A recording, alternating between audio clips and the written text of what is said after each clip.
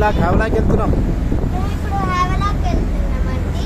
ఇప్పుడు ఇది మొత్తం వాటర్ చాలా చూడండి. మీరు కూడా ఇదిగోండి మా తమ్ముడు ఆ బట్టకి వచ్చినాం ఇక్కడ.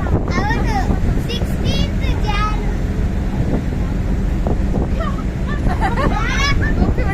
చాలా క్రిస్టల్ క్లియర్ వాటర్ ఉన్నాయండి. మా తమ్ముడు బర్త్డే కన్నా వచ్చినాం.